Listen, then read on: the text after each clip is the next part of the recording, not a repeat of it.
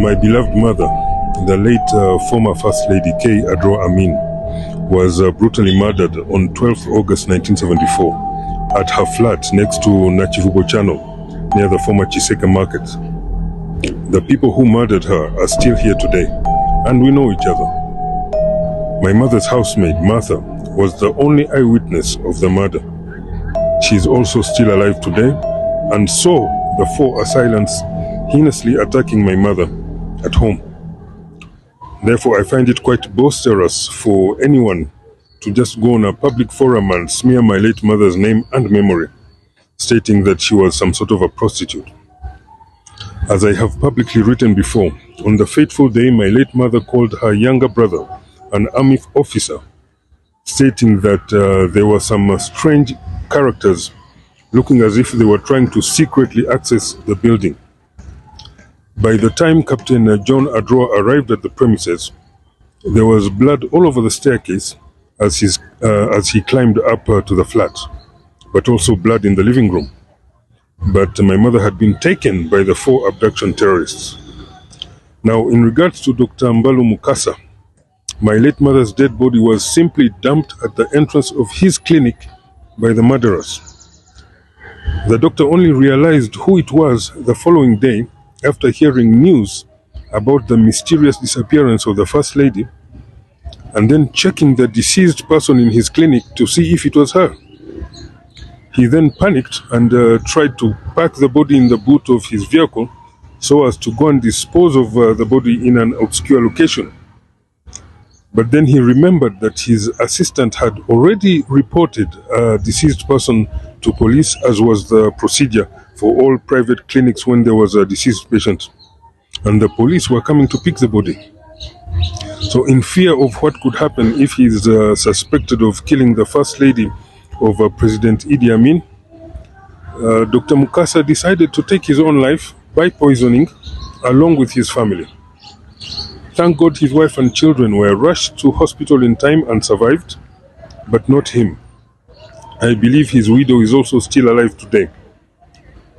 These details of the events at the clinic were narrated to police by the doctor's assistant, who was the one who actually picked my mother's body from the entrance of the clinic.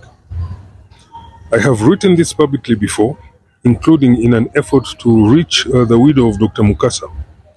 She has had to live with a double broken heart.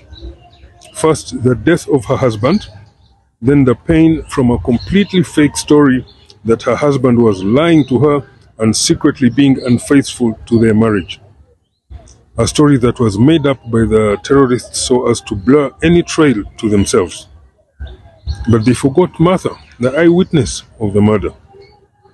These are the same people behind the abduction and disappearance of Chief Justice Ben Chiwanuka, Makerere University Vice Chancellor Frank Kalimuzo, Bank of Uganda Governor Joseph Mubiru, former Minister William Kalema, UN Ambassador Basil Bataringaya, Ginger Mayor Kasigwa, Haji Balunywa, and several other elites who were mysteriously disappeared between 1972 and 1974, never to be seen alive again.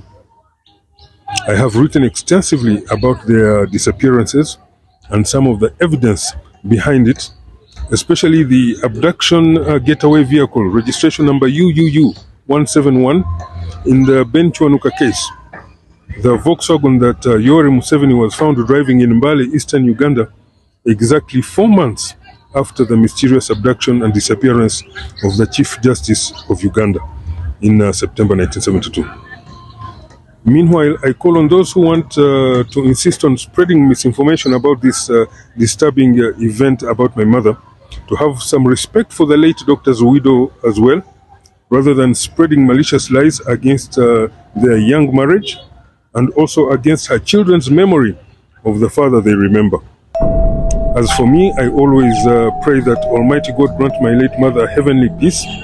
She was a devout Christian, something she got from her father, my grandfather, the Archdeacon Reverend Cyrus Adroa of the Church of Uganda, who served God until his last breath in 1998.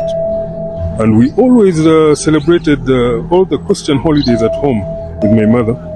She would invite an entire primary school to State House Nakasero for festivities. And my mother and all the other abductees were completely innocent people who never did anything wrong to anyone, but were brutally murdered simply because their killers were suffering from a severe pathological psychosis of hate against my late father, the leader of this country. Thank you.